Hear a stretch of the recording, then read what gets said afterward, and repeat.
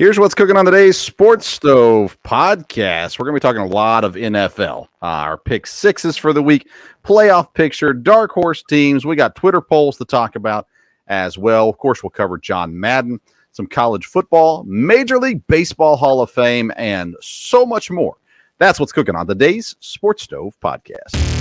From Belly Up Sports and the Belly Up Podcast Network, you're listening to the Sports Stove Podcast with your host, Vince Stover.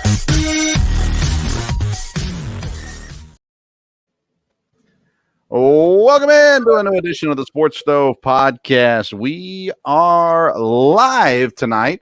We are on Facebook, we are on YouTube, and we are on Colorcast tonight as well. I am joined by my dad, Dale Stover. Dad, how you doing? Doing good. A lot going on here with sports as we wrap up the year. And, of course, we've got the fantasy football championships this week, and you and I are both in that, so that's exciting. We are in fantasy football. Of course, you and I are playing against each other in one league. You're in another league that I'm in also, but you're in the championship game. I am not.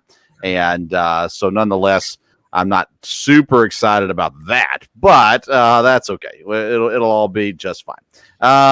Dad, let's talk about a tragic loss here this week. John Madden coming off of a special on John Madden this weekend, and surprisingly enough, he passed away this week. Talk to me a little bit about John Madden and what he meant to the game of football, and kind of what your thoughts are of John Madden. Well, John Madden was, of course, as they've said, a great ambassador for football. I think he was a great football coach. And, of course, his video game has been one of the most famous ever. And I think all those things have helped promote the NFL and football, but nothing more than his broadcasting. I think his broadcasting really changed things. I did watch the special on him, and it was very interesting that at first he was very opposed to being a broadcaster because he just didn't like the way they did things and portrayed things. And then he understood that he could change that. And he really did. It wasn't just entertaining. I mean, it was great education for people about things, but it was very entertaining with his personality and the things that he did there. Of course, the fact that he was a coach really added to all the information that he had. But really, he just was a broadcaster just like he was a coach, very bombastic, very outspoken, and was great. As I think back, just so many unique things about him. But to me, everything on the broadcast changed when he got the telestrator. That was just amazing. I mean, he added a lot to it.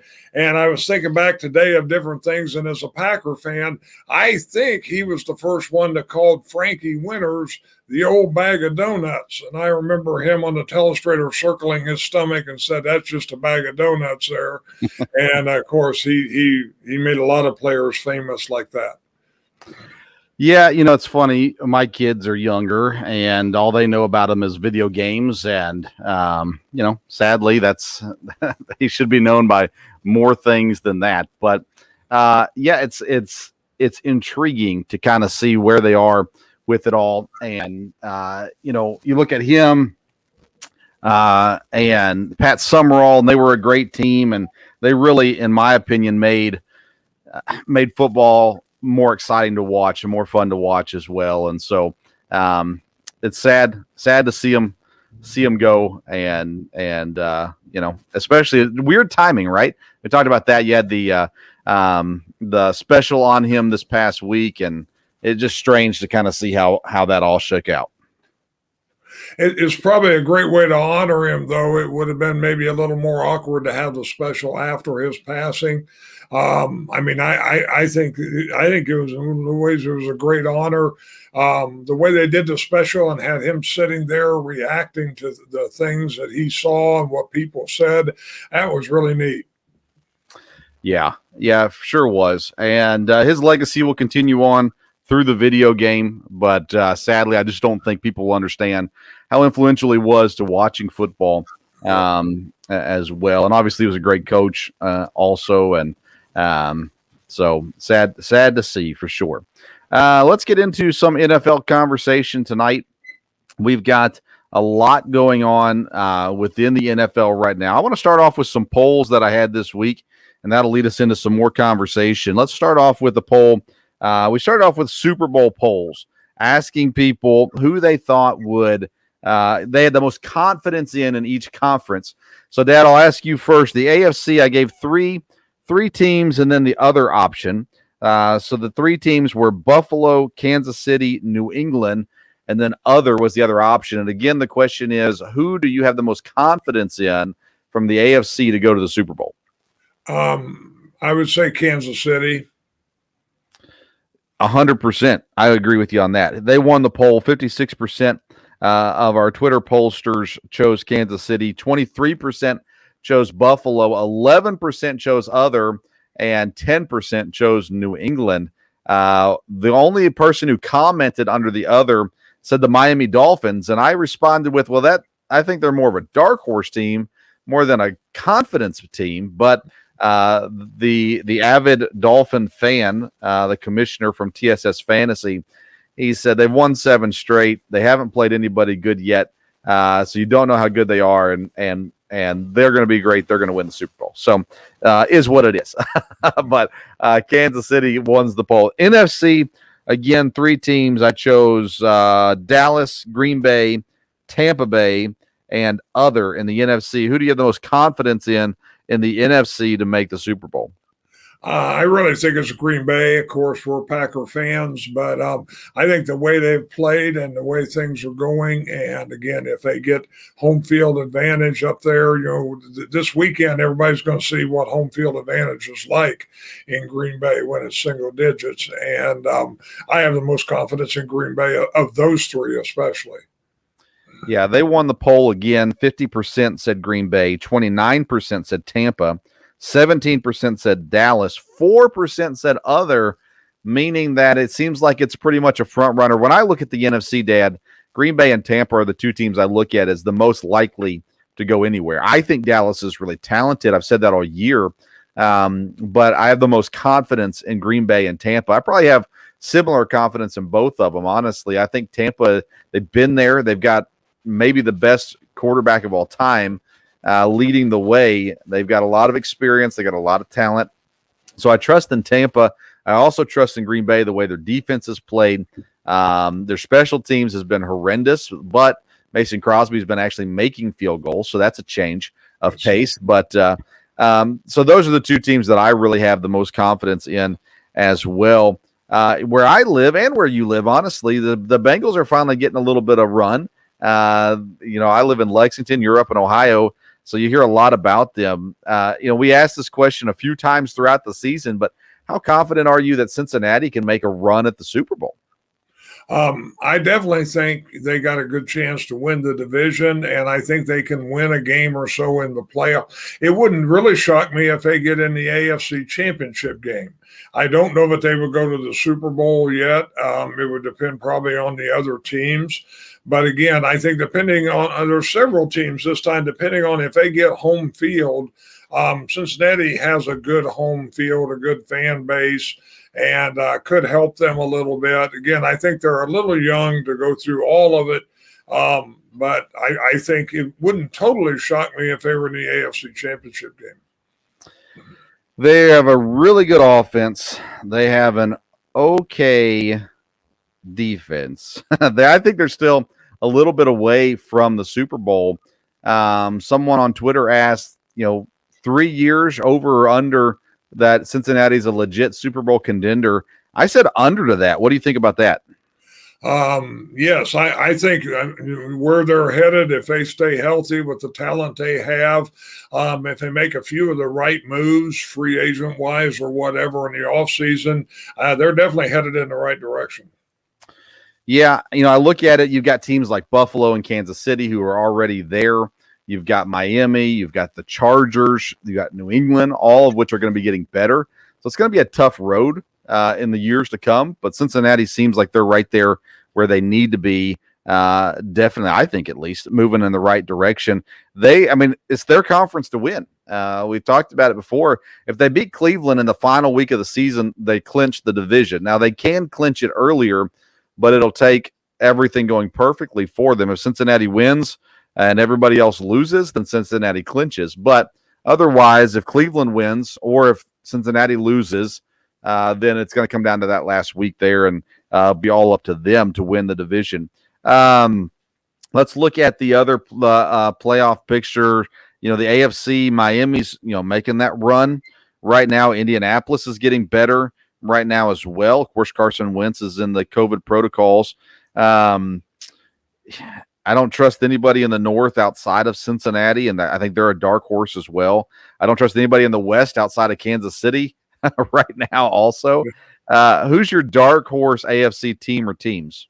I don't really expect anybody to come out of the dark horse spot, but if I was going to pick one, it would be a team that we thought earlier would be good, and that would be Baltimore. You never know. They've got talent. They've won some very close games. If somebody was going to make a surprising run, and I don't even know that they'll be a wild card, but if they are, and somebody was going to make a run from the bottom, I'd have to think maybe Baltimore. Baltimore. That's an interesting name. I didn't expect that one to peak right now. I'm not sure that Lamar's style works in current day playoff football to get to the Super Bowl, but I don't trust Baltimore at all. They've exceeded my expectations already this year, being 8-7. So that says a lot about what I thought about them coming into the season. I think, teams like Indianapolis, Tennessee, honestly, if Derrick Henry comes back, all of a sudden changes how everybody looks at them. But Miami is a team I'm keeping my eye on as well. Miami and Cincinnati would probably be my dark horses for the playoffs. I think Kansas City's still my favorite coming out of the AFC right now. Let's go to the NFC. We've already got 5 teams that have clinched a playoff spot, which leaves 2 spots left. San Francisco and Philadelphia currently in the lead for those spots. Atlanta, New Orleans, Minnesota in the running as well. I think it's San Francisco and Philly there as your last 2 spots in the NFC. Do you agree with that, or do you think it's other teams? That's who it should be. Yes, I would agree. But again, Philly's been so up and down. You just don't know. And San Francisco has struggled a little bit at the end. I thought they were a sure thing to be in. And, again, they got a game they should win this week. But it'll be interesting. It's going to come down there at the end. I don't know if it's guaranteed that they'll be the wild cards. But, I think San Francisco and Philly are the safe bets. Talk about the dark horse teams. We already talked about the confidence in the Packers and Tampa. Who would be the dark horse team out of the NFC? And I right now, the way they're playing, I don't know, but I think the dark horse would be Arizona. They were good earlier, and, I guess they could go on a run. Losing Hopkins has seemed to really hurt them in a lot of ways. I assume that took a lot of the defenses had to really cover him or whatever, and now it's a little different. Of course, Murray's explosive. I don't know that they'll make a move, but that would be the dark horse team I would pick. Yeah, I think anybody other than Green Bay and Tampa is dark horse at this point. I know Dallas's record would say otherwise, but in my opinion, either the Rams, the Cardinals out of the West, or Dallas out of the East would be a surprise for most people. I don't know if you can call a 11-4 team a dark horse, but that's what the Rams and the Cowboys are. And I would just be surprised right now if they beat Green Bay and or Tampa Bay to get into the Super Bowl. Arizona, they've had a great road record. They've had a great division record, but they've been really bad at home. And it doesn't look like they're going to get a home game in the playoffs anyways, or at least if they do, it's only week 1. Los Angeles is a team we looked at the beginning of the year, where you're talking about Matt Stafford now at quarterback. They've got a lot of really solid talent across the board. But, man, O'Day, I just don't trust them at all. But, again, they've got a coach who's been there, and they've got some really talented players as well. So I'm going to say Dallas is my dark horse, and some people won't say, well, they can't be a dark horse. They are in my book. Dallas will be my dark horse in the NFC. There as well. But I think it's San Francisco and Philly. Minnesota plays Green Bay this week. That doesn't look great for him. New Orleans doesn't have a quarterback. Atlanta is struggling all different places. San Francisco has the most complete. Let's talk about San Francisco, Dad. Trey Lance era. Looks like it's getting ready to start in San Francisco with the injuries with Jimmy Garoppolo. Do you think that he's been able to sit all season so far?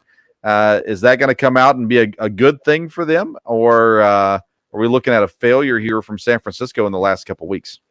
It'll be interesting to see how they use him because I think it could be tough coming in at this point, the way they've played with Garoppolo. Now they could just try to keep the same style and everything.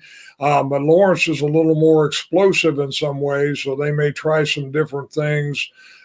Be interesting to see. Of course, they've got, some good receivers. I don't know how well he'll do these last, couple games. We'll see. Now, a few years back, Patrick Mahomes was a rookie. He sat all season, but Alex Smith sat the last game of the year. They let Mahomes come in and play. He looked great.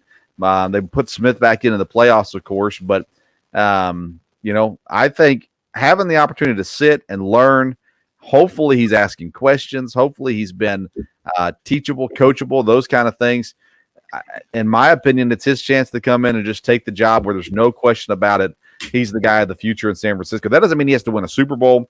It just means he has to look halfway decent, as good and better than Jimmy Garoppolo. And Garoppolo's looked okay, but he definitely hasn't looked like a Super Bowl quarterback, in my opinion, at least, here in the rest of this season as well. Speaking of quarterbacks, let's talk about Joe Burrow in Cincinnati. I had a question about him. I got asked in a radio interview this week, and it started getting me thinking about his place in the NFL right now and where you look at him right now. In my opinion, I think he's a top 3 or 4 quarterback in the NFL. I've got Rodgers and Mahomes above him. I probably put Brady above him as well, but I've got him right there with the Josh Allen, Russell Wilson, Justin Herbert kind of level. And I think I would take him over those quarterbacks. So I've got Joe Burrow, number 4 currently on my NFL quarterbacks list. What about you? Well, I think if you're looking at potential, yes, Burrow is up in that category. If you look at exactly where they're playing right now, I don't think he's quite that high. I kind of broke down the quarterbacks, and I'd have him at about number 9. But he'd be very close. He'd be very close with these guys. He's not far off. But I definitely don't think he's where, Josh Allen is at all. And, I had Rodgers, Mahomes, Brady, and Allen at the top. And then the next 4 guys would be Stafford, Russell Wilson, Lamar Jackson, and Murray, and then Burrow right there after that. Burrow easily will be better, I think, maybe than all 4 of those guys I have ahead of him. But I wouldn't say he's there this year. Now, he's had an explosive game a time or two, but, I don't know. Of course, he's got great weapons, and he's made good use of that. So here'd be my pushback to you. First of all, Lamar Jackson this year is not a top 8 quarterback. He's been horrendous this year. Now, I'm not saying he won't come back. I'm not saying he won't be better. Those kinds of things. I like Lamar Jackson, but this year he's been bad. Kyler Murray, I understand. He's a guy I thought about as well. I put him in that same category. I just don't trust him as much as I trust Joe Burrow. Same with Matt Stafford. I'm a Matt Stafford fan, but I would take Joe Burrow 7 days a week over Matt Stafford, even right now. I just think he is a phenomenal quarterback. He throws the ball. He's mobile. He doesn't run like Josh Allen does, but he's way better of a thrower than Josh Allen, again, in my opinion. And he doesn't have the strength, the arm strength that Josh Allen has, but he puts the ball where it needs to be on time. He's accurate. In my opinion, he's better than Josh Allen right now. So if I was trying to draft a quarterback or pick a quarterback out of these teams, I would take Burrow over Josh Allen right now. I would take him over Kyler, although I would have to think hard about it. And I'd take him over, Russell Wilson's really good. And I'm probably undervaluing Russell Wilson in this exercise, but I don't know. I feel pretty confident with Joe Burrow at number 4. And I'd definitely jump him above on your list. I'd make a huge argument against Lamar Jackson this year, the way Lamar Jackson's played. And And then I would, like I said, I would boost them over Stafford. I'd boost them over Kyler would be the one that I'd have to think hard about on that list, in my opinion. What makes Josh Allen that much better of a quarterback than Joe Burrow? I mean, I just think he is. When you look at what he has, I think he's a little further along than Burrow is. Will Burrow overtake him? Maybe he will, but it looks like Josh Allen's going to have a great career. And, they may end up being pretty close to equals. But, I mean, if I had to pick a quarterback for next year, it'd be hard for me to pick Burrow over Josh Allen. I could pick Burrow over some of these other guys probably looking for next year. But it's interesting that both of us have Burrow above Dak Prescott, which I think he definitely is. But I'm a little surprised on that. Yeah, I like Dak Prescott. I think there's in that same tier, there's so many guys that I would put in there. All the guys that you mentioned, Dak Prescott, I think would be in that tier as well. I just trust Burrow. I think Burrow's just a better player. I trust him more than I trust those other guys. And again, it's just an opinion, but it's the opinion that I have. Speaking of quarterbacks, Davis Mills comes in to Houston last week and surprises pretty much everybody. Played really good football. Coming out of college, in the draft, there was a lot of talk about Davis Mills, that he might be the second, or not the second, but the first of the quarterbacks taken after the first round, and some even had him higher up into the first round than where he eventually got drafted. Sitting there at Houston, and Houston, you're coming into a draft, an interesting draft this year. Not great quarterbacks in the draft. Deshaun Watson probably on the move. How much confidence do you have in Davis Mills? Could he be the future of the Houston Texans, or at least, the next 3-4 years where he gives them enough where they can build a team before finding the eventual, future of the franchise? Could Davis Mills be that bridge quarterback at the very least? I think he possibly could. I think he's definitely be one they'll give a shot to, and you'd have to look and see. Again, it's going to depend what they can do in the offseason with getting some other players around just to help in all areas of their team. But, I mean, I think you'll have to admit Houston's been surprising.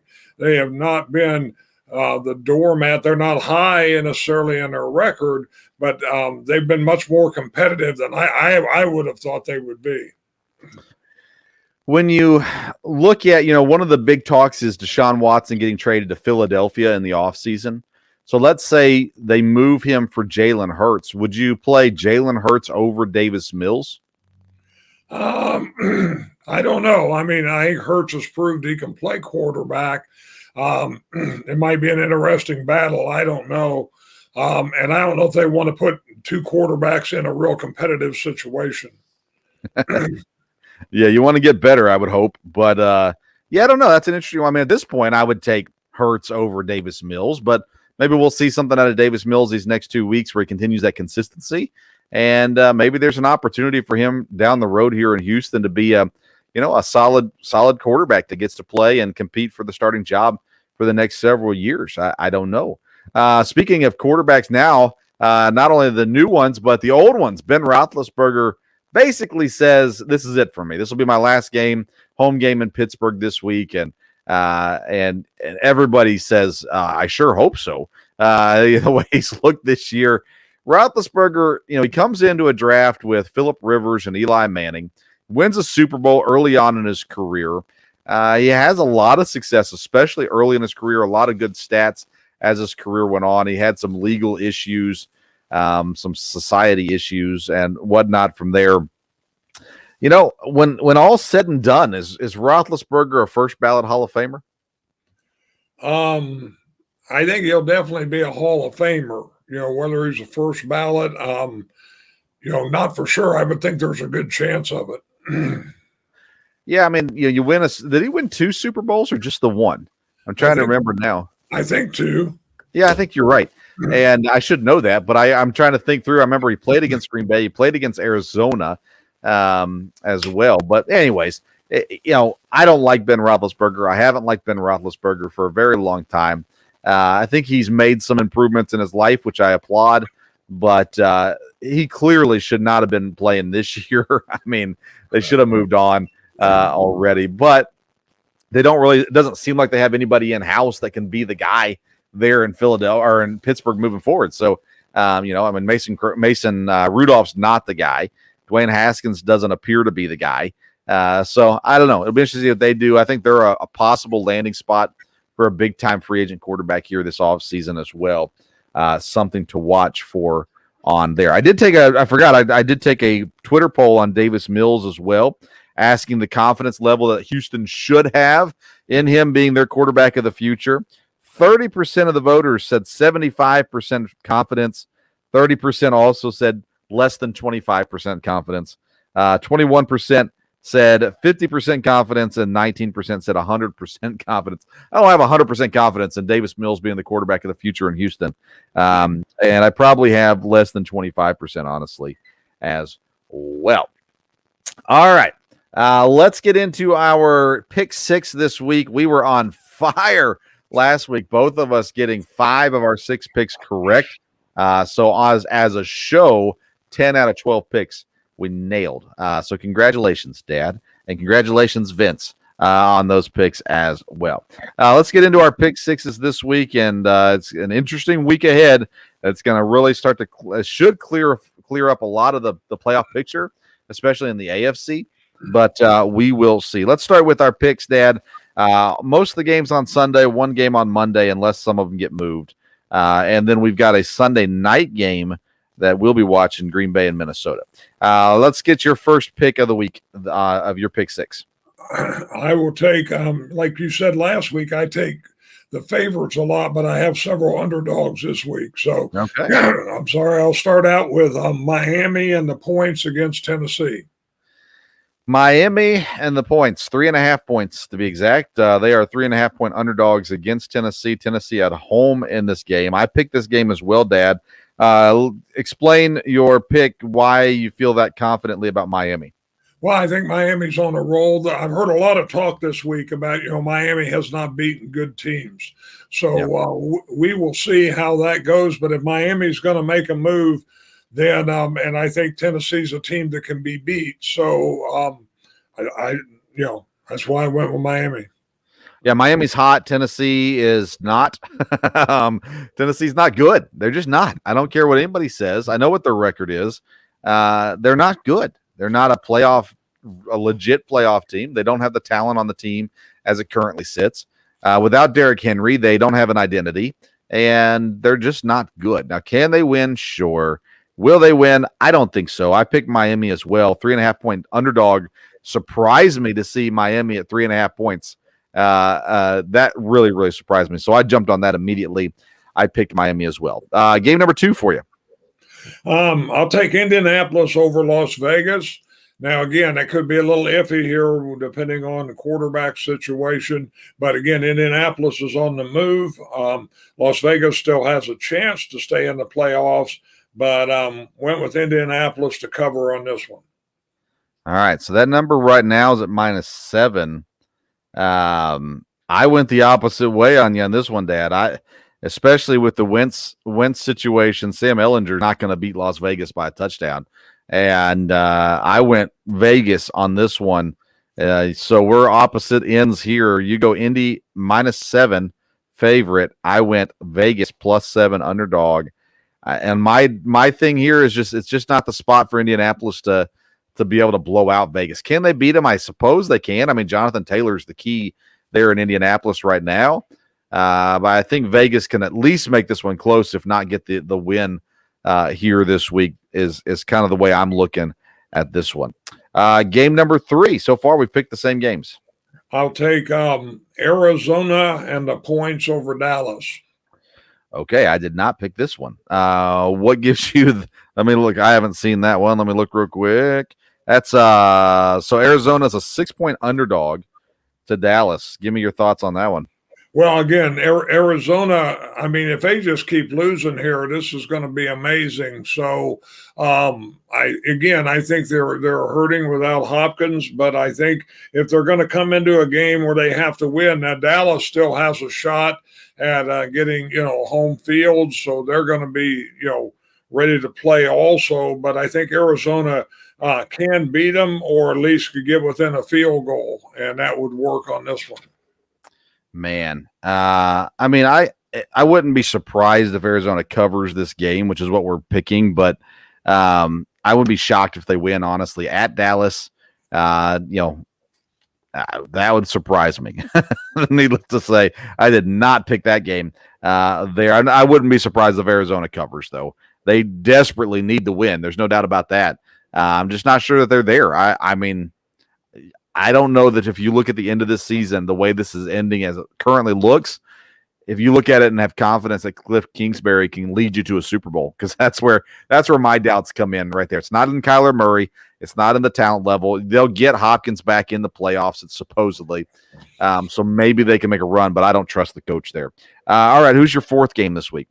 I have got Detroit over Detroit and the points against Seattle. Yeah, Detroit's 7-point underdog. I am all over that one as well. I've been on Detroit now for weeks. They've been able to keep games close. And when I see a touchdown difference here against a bad Seattle team, I was excited to hop on that one too. Detroit, they play hard. They don't stop. They keep going all game, and they're not going to win games, a whole lot of them at least, but they're going to play hard. And for that reason, I picked Detroit as well, 7-point underdogs to Seattle. Your fifth game. What was your third game? Because you didn't take the Arizona-Dallas game.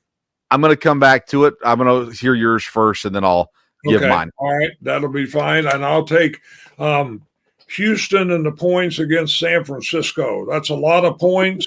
I think San Francisco will win. They should win, but I'll take Houston.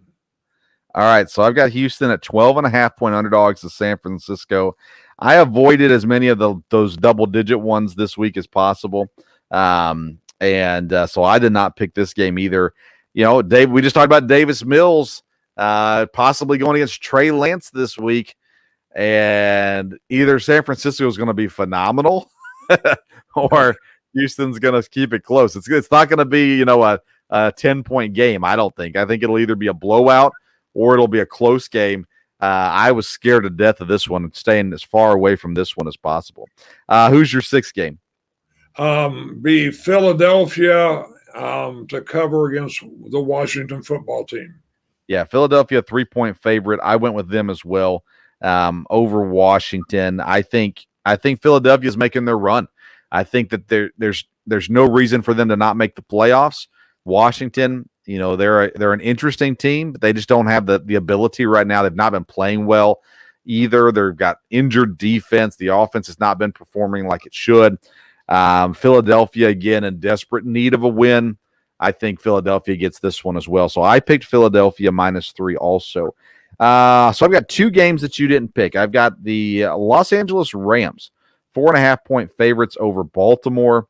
I don't like what Baltimore looks like right now. It scares me that they're just going to kind of fold for the season. And even though if they win, they're still in the hunt. But I think the Rams, trying to seal up the West Division, take this game, and I think they take it convincingly as well. Your thoughts on the Rams versus Baltimore? Well, I almost took that game, and I do think the Rams, but again, the Rams have scared me. They haven't, played great at times, and Baltimore, again, when it looks like they're dead, all of a sudden, they come up and they stay in a lot of games close. So this game scared me. I just stayed away from it. I want to give a shout out to Blaine. He's listening on Colorcast right now. He says, Dallas is on a roll. That offense is potent. Just needs the defense to show up. The story of Dallas Cowboys most recent seasons, right? I think Dan Quinn's done an excellent job. He may be working his way into a head coaching job again with the way that he's done well with this defense in Dallas for sure. Then, Dad, my last game that I picked was the New York Football Giants. 6-point underdog to the Chicago Bears. Bears. Do we trust the Bears to do anything good? We don't. For that reason alone, we go with the Giants, 6-point underdog in Chicago. So I've taken the Giants at 6 points underdogs, Miami at 3.5-point underdogs, Vegas 7-point underdogs, Lions 7-point underdogs, and then the Rams at 4.5-point favorites, Philadelphia at -3. as my picks. Dad, you got Miami, 3.5-point dog. Arizona, 6-point dog. Indianapolis, the touchdown favorite. Detroit, the touchdown underdog. Houston, 12.5-point underdog. And Philly, -3. Those are interesting picks. We'll see if we can continue our hot streak here this week as we get in towards the end. Dad, your fantasy football team that you're playing me, like we talked about that at the beginning of the show. I'm looking at this matchup right now. Now I understand why you're talking so good about Matt Stafford. You desperately need him this week in your fantasy football team. So I'm starting to understand a little bit more now. You've got Nick Chubb, Stephon Diggs, Kittle. Those are all superstars. But then you got some guys in here. Jamal Williams. No, that's not Jamal Williams. That's from Denver, the rookie running back Williams. You've got the Detroit Browns, Amon St. Brown. And then you got Green Bay's Allen Lazard. Those are guys that they could win it for you, right? But otherwise, you could be looking at some duds this week as well. Yeah, well, this league, compared to the two, I'm not strong in this league. I'm a little surprised I got into the championship. I needed Kittle and Stafford to have big weeks last week. They did not. But the receiver from Detroit did, and Chubb did, and I scored pretty good, 140, from there. I haven't scored super great in this league. Again, I may change that lineup around a little bit. We'll see from there, but, probably nothing drastic. We'll see. Yeah, and this is the keeper league. I absolutely love my roster, and it's given me a good season. I got Aaron Rodgers at quarterback, Aaron Jones, and Michael Carter, the Jets running back. At running backs, Jefferson from Minnesota, Jalen Waddle, who's been a phenomenal play this year, Andrews at tight end. Then I got Dwayne Harris as my flex player, and as long as he's healthy, he's been decent this year too. I feel good about beating you this week, Dad. Again, this will be, this will be a little surprise if I win, but we'll see. The other league, I'm a little stronger in. Yeah. The other league you are. I'm not going to talk about that though because I'm not in that one. Let's talk about the NFL Hall of Fame. They came out with the 15 finalists: Jared Allen, Willie Anderson, Rondé Barber, Tony Boselli, Leroy Butler. For those of you casual fans out there, Leroy Butler is the one who started the Lambeau Leap. He was the first one to ever do it.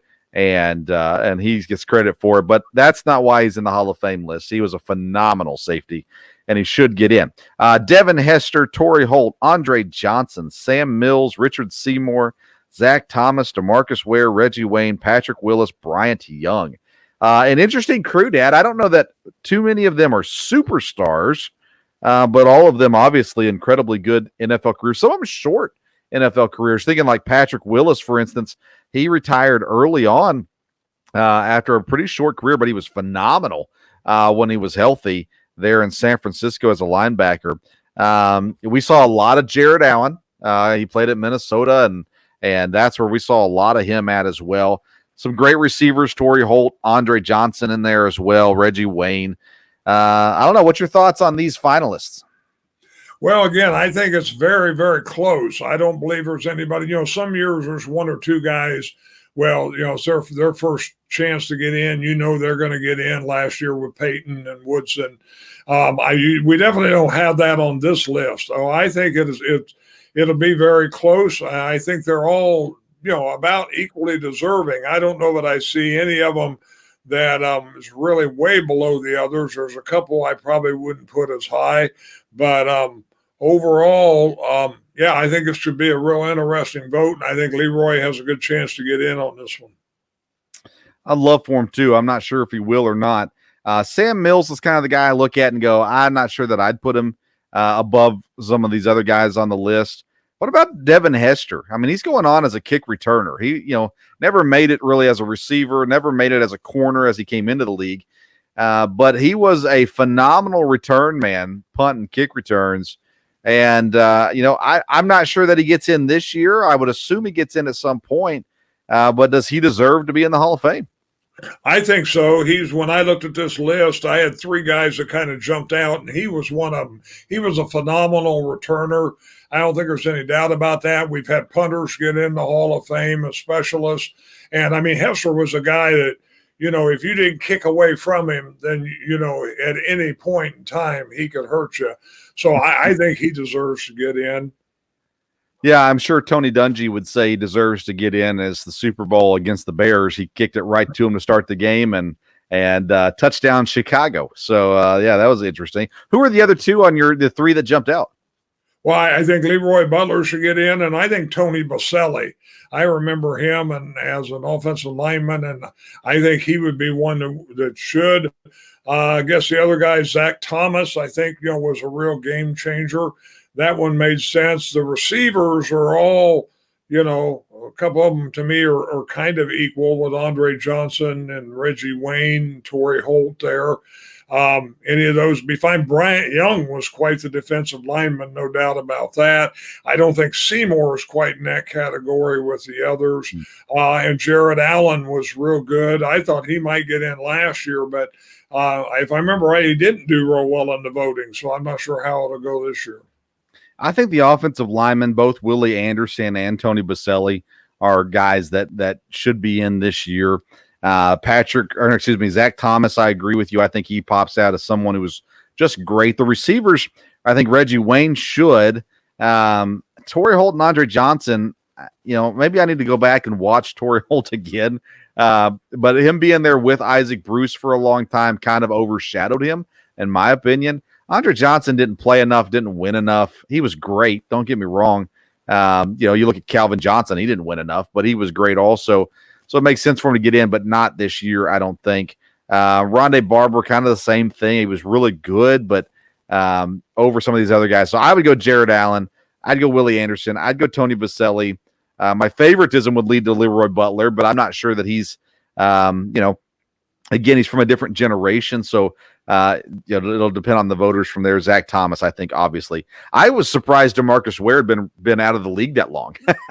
I feel like he was still playing last year. So I was surprised to see him on the list this year as well. But an interesting list, to say the least, here when it comes to the NFL Hall of Fame list, and we'll see that cut down and where that gets to as well. Let's keep talking about the Hall of Fame, Dad, and let's talk about Baseball Hall of Fame.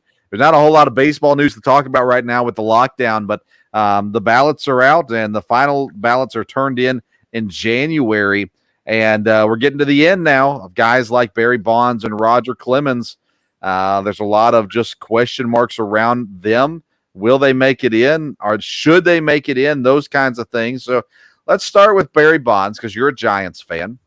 Bonds was an electric player even when he played in Pittsburgh before he bulked up, so to say. Should Barry Bonds make the Hall of Fame? Should steroid users make the Hall of Fame? Well, I thought about that, this week a little bit, and to me, there either ought to be just a rule or a guideline or not. If the deal is, hey, this guy got caught for steroids, we're not going to put them in the Hall of Fame. But they haven't said that, and I started thinking probably the reason for that is there anybody that's already in the Hall of Fame that ever used steroids? They're not, as far as what we know now, but if they made that rule, is there a chance something would come back at some point? And then again, they don't want to take people out of the Hall of Fame. I think Barry Bonds had a good enough career before the steroid thing came up that, yes, he was a Hall of Fame baseball player. So unless the steroid thing cancels that out, I think, yes, I think it would make sense for him to be in the Hall of Fame. He definitely was a great baseball player. Yeah, but would you vote for a steroid user to make the Hall of Fame? I think there either ought to be a guideline. No. That's not my question. My question is, would you vote? Would you do it? With him and Clemens, yes, because I think their career apart from steroids was enough to get them in the Hall of Fame. Yeah, that's my question. So good. We got to it. We finally got to the answer. Yeah, Barry Bonds, I think he deserves to be in. What about Alex Rodriguez? I was surprised. I saw a poll, of people they've of how people have already voted or they think they have, and he was pretty far down the list. He was a great player. So I was a little surprised on that. He was a jerk. He was a great player, but people didn't like him. He was there, and the Yankees with Derek Jeter, everybody loved Jeter, but Rodriguez, people didn't like him. And that's going to play into it some as well. Yeah, Curt Schilling is an interesting one. He gets knocked because he was a conservative and a wacko, to be honest with you. I'm a conservative, but I don't feel like I'm a wacko. But Schilling has said some really stupid things along the way. When you look at this list of guys on the Hall of Fame voting ballot, who would you vote for on this ballot to be in the Hall of Fame? I think it'd be Bonds and Clemens, and I guess Ortiz. And Ortiz, yeah. Those would be the only three guys you'd vote for? I think, though, from looking at it, from there, I think that's the safe ones from that end. It's a weird group. It's a really weird group of guys. It's like a lot of guys that are on. They were all very good. Not a lot of great guys. Jeff Kent, good, but I never considered him great. Todd Hilton's a guy that I would fight for.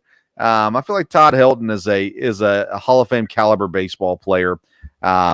Played great baseball and was a great person as well. I would say Todd Hilton. I would say Bonds. I would say Clemens as well. Gary Sheffield would pique my interest. And then Ortiz would definitely be a guy I'd vote for as well. What about Manny Ramirez? I know I'm just asking you. I've already asked you who it would be, and you told me. But Manny Ramirez, your thoughts on his career? Again, I probably haven't kept up with recent baseball players as much. Again, I know the name and I know he's had a great career, but I wouldn't know enough about him to put him in. The end of his career was so unceremonial. I think that hurts him in these votes as well. It's just one of those things. Tim Lincecum, Scott Rowland, Justin Morneau. I don't know. These are interesting names. We're going to bring on our friend Graham Wallace closer to the ballot, finalizing the Hall of Fame votes and everything. And we'll talk to him, get his thoughts on those things in the times to come as well. Let's transition to college football and talk about the playoffs because they're finally happening. We're finally going to see them before our next episode. We'll get to the NCAA football playoffs, Michigan versus Georgia, Alabama versus Cincinnati. Let's start with Alabama, Cincinnati. The line has held pretty steady, 13.5-point favorite for Alabama, being played tomorrow afternoon against Cincinnati in the Cotton Bowl. I just look at this game, and Dad, I feel bad for Cincinnati before kickoff. I just don't think they're going to be able to hold a cup of tea against Alabama. What do you think? No, I think Alabama, should control the game, and I think they will control the game. If it were, Cincinnati has nothing to lose. Nobody, around here, a lot of excitement, obviously, where I live about Cincinnati, about the Bearcats. But if you talk about a team that can play loose, and they do have some talent, but I don't think in the long run they'll be able to hang with Alabama. And because I think Saban will have them ready to play where they can't, get caught. But that would be the only thing is just, overconfidence and think every break going Cincinnati's way. Yeah, I agree with you. I think Alabama's in the finals. Let's look at Michigan, Georgia. Georgia's 7.5-point favorite as it sits currently. They play tomorrow night.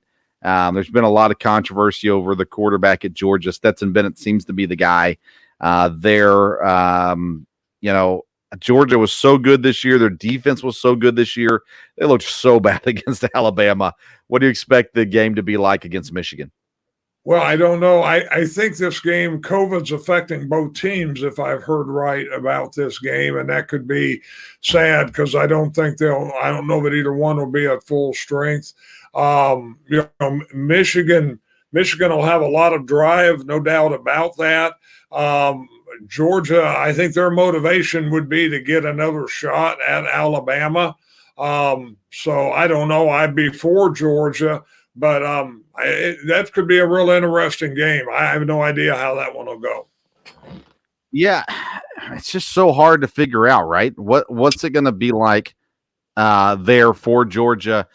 Can they come out and play offensively decent enough? And what will Michigan look like? I mean, I just don't know what we're going to see out of Michigan tomorrow night. It could be a great game, or it could be Georgia just dominates the whole game, and we're looking at Alabama, Georgia. And I got to tell you, I'm an SEC fan. I don't want to see Alabama, Georgia. I'd love to see Georgia, Cincinnati. Boy, I don't know if I can live. I don't know if I can live with Michigan fans if they made the championship. You know, all of a sudden being the greatest football program ever, even though they stunk last year. You know, I saw a thing on Twitter today that said Jim Harbaugh brought the Michigan from an unranked team to a college football playoffs. Like, well, he's the one that ran them into the ground to the way they were an unranked team. I'm not sure why we're giving them so much credit here, but they've done a good job. They've made it work. They're in the playoffs, and it's an interesting game to say the least. If you had to put your life savings on it, you said Alabama, Georgia in the finals? Yes. Yeah, I would think that's pretty safe. All right. Well, we'll see. We'll talk about it again next week after the games are over and give you our reactions to those as well. I've just been informed that if you're listening to us on Colorcast, you've not been able to hear Dad as he talks. So we'll work on that in the future episodes to get that fixed. But thank you for tuning in still. We are live on Facebook and on YouTube. You can jump over there for the remainder of this show. Dad, I want to close the show today talking about the University of Kentucky basketball program and Coach John Calipari. He's an interesting guy. He's been good for the university. He's been great in recruiting and getting people here and those sorts of things from there. But the more I think about Cal, I feel like this season is a legacy-defining season for him. If he does not win a championship this year, I think his legacy is different than what most people think it might be as you look ahead. When you look at, let me ask you, Dad, who's the greatest college basketball coach of all time? It'd have to be John Wooden. Yeah, typically you're looking at John Wooden. You probably talk about Dean Smith a little bit. Krzyzewski's probably mentioned in there to some degree as well. I think that's where Cal thinks he is.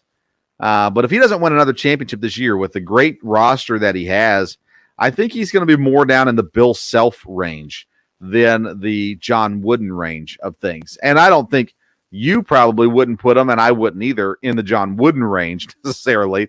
But I think a lot of times you think, well, John Calipari, surely he's been a great coach, and surely he's a guy that goes, and becomes this Coach Krzyzewski type guy and all those sorts of things. But I just don't know. You're an outsider when it comes to Kentucky basketball. What's your view of John Calipari as a coach, not as a recruiter? I mean, again, to me, Kentucky, he's made Kentucky a very, dominant program since he has been there. So from that standpoint, again, I'm not in Lexington, and my expectations wouldn't be where people are, like, or even maybe what yours would be. But to me, Kentucky has become a power team every year, and it's been since he's been there. Well, yeah, I guess. I mean, they haven't been a power team last year when they missed the tournament. They weren't a power team when they had Narlands Noel on the roster because they missed the tournament. This is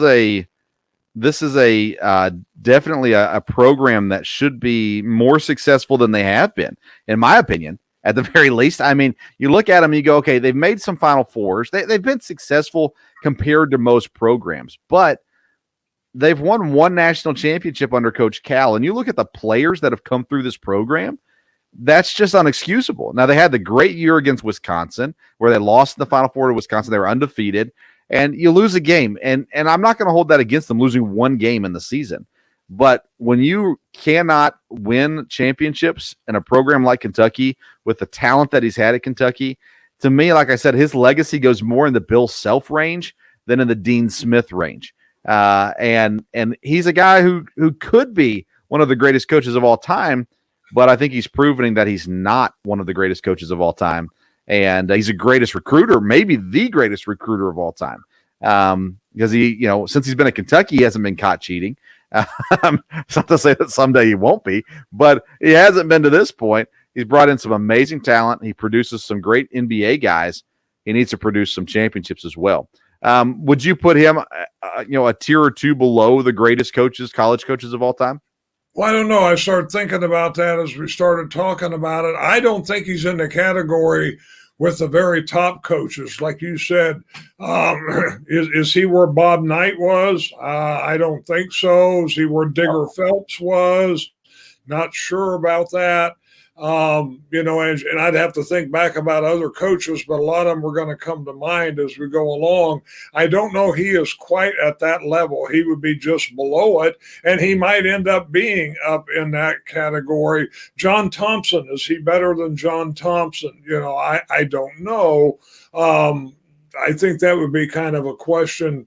To me, I don't know that I put him in the category with those 5 or 6 guys.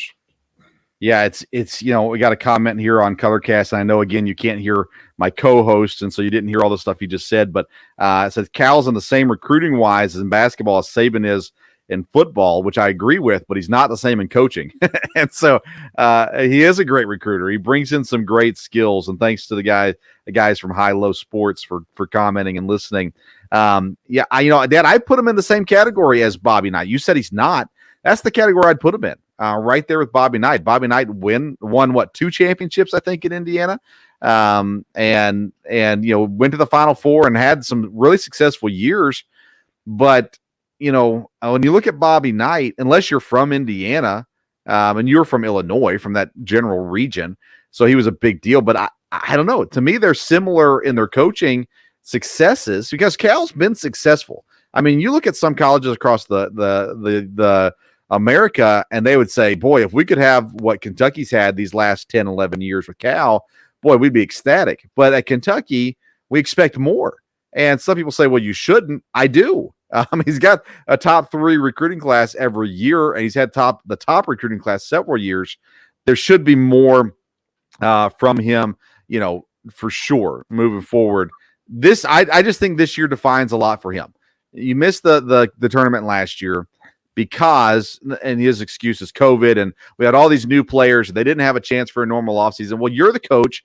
You're supposed to figure it out, and he didn't last year. He couldn't get his superstars to play like superstars. He wouldn't play the people who could actually score because the superstars had to be on the floor. This year, he's got veterans on the team, so he doesn't have the same excuses of all these little freshmen playing. And they've so far so good for the most part for Kentucky. They looked great against North Carolina. They looked good against Missouri to open the conference play. They have the chance to win this year, but I think it's just a legacy-defining year for Coach Calipari here at UK. And, tomorrow they're honoring Tubby Smith. A lot of people were ready for Tubby to go when they fired Tubby. We used to have the chant, drain the tub. But overall, Tubby was a great person. And he did bring championship to Kentucky as well. But I think this is a legacy-defining year for Coach Cal. I'm interested to see how it plays out and what it's like moving forward for him as well. All right, Dad. Good show. And I'm sorry that Colorcast, we didn't have it figured out for you. We will get it. We will get it figured out. But Dad, I sure appreciate you coming on again and being a part of the show as always. I thought we had a great conversation today, and I just realized something, Dad. Okay, final thoughts that you have for the football games this weekend, college football, pro football, anything like that. Well, I just want to tell everybody Happy New Year. I appreciate everybody watching or listening and watching to the podcast, and I encourage you to come back for the first episode coming up in the new year, because I think we'll prove once again that the Sports Stove podcast is on the cutting edge of sports information. I have an NFL stat that I'm going to unveil on the next podcast. I tried to find it. I couldn't find where anybody had come up with it, so I did some research. And I'm going to have an interesting stat about the NFL, and we'll break that out on the next podcast. All right. So Dad says first episode of the new year, we are coming to you with innovative stat. NFL stat? Is that what you said?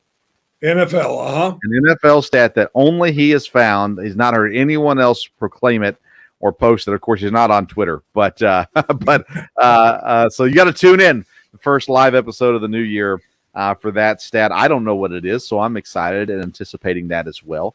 We always have our local hour comes out Wednesday mornings covering EKU sports, so you can tune into that. We have players and coaches on each week with that.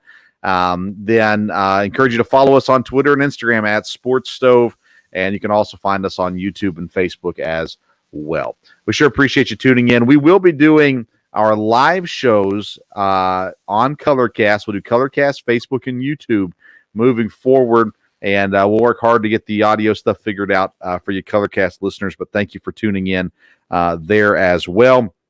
And we're excited to see what's ahead for the show. Thank you so much for the great year. We've had some great guests on this year, and looking forward to what's ahead in the new year as well. So thank you for tuning in. I hope you had a great Christmas and a happy new year. Until next time in the year 2022, we'll see you around the sports stove.